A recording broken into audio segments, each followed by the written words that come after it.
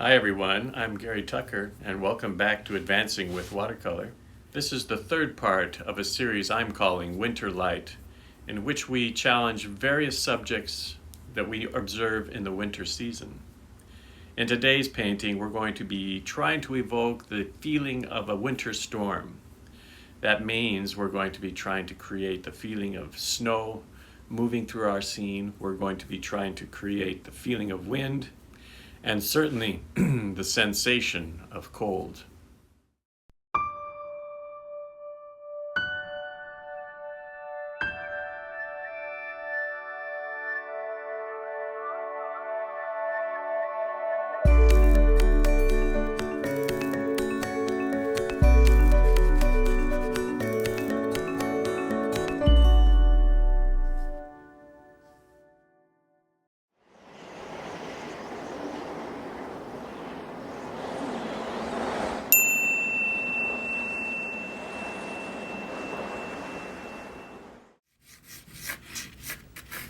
I'm starting to build out the drawing of the image that you see, the Fairbanks House, and it's got an unusual story. Built by the Fairbanks family back in 1636, it's rumored that this building was built from timbers used to navigate the Charles River from Boston to Dedham. In other words, the Fairbanks family navigated the Charles River with a large wooden boat, and then upon arriving at Dedham and finding a location that suited them, they used some of the timbers to create the house that's here now. You can tell right away it's got a very distinctive roof and two adjoining buildings, almost looking like a boat. It's a really distinctive property, especially when it's covered in snow as we see it today. And it evokes a sense of history when we look at it. I like the feeling that it has this connection to the past. In any case, I'm choosing this as a motif. I use it as a motif regularly, but for this winter motif it makes sense to me because of the stark nature of its surroundings. We can see the trees as barren trees with a view to the sky beyond. The rooftops are simplified by the little bit of snow that's on top.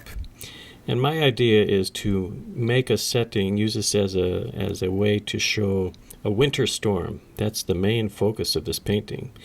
And I'm going to be building up the surrounding trees a little taller and a little darker, and then using splatter and throwing some water and paint to evoke the feeling of flying snow.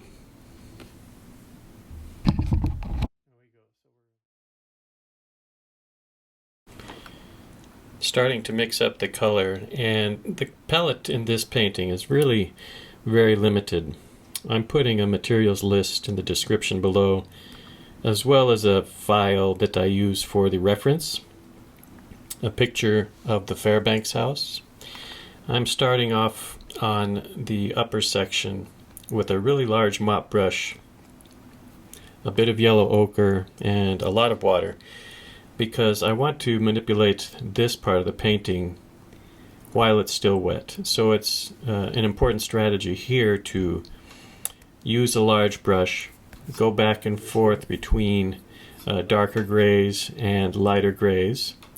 You see me mixing now the ultramarine blue and burnt sienna, trying to get a nice thick mixture that I'll be able to use in creating the feeling of trees or deep sky in the distance.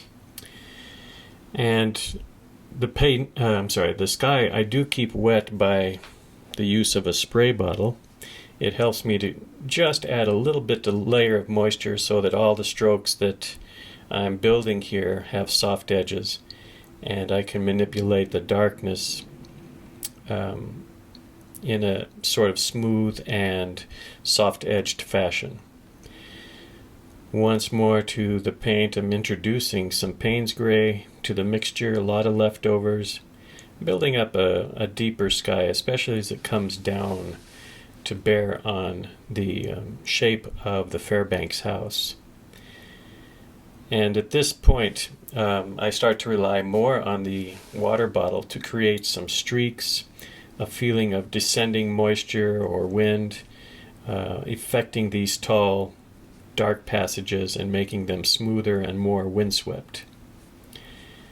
While the paint is wet, you can see it's just got all sorts of bumps on the paper, and I can introduce a bit of pure, especially blowing snow,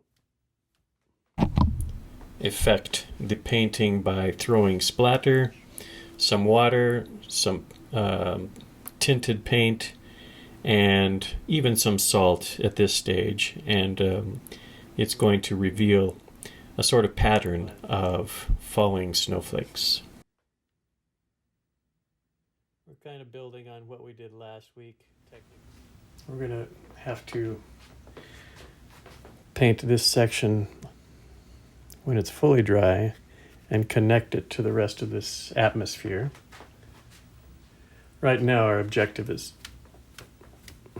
right in here. How can we bring more snow?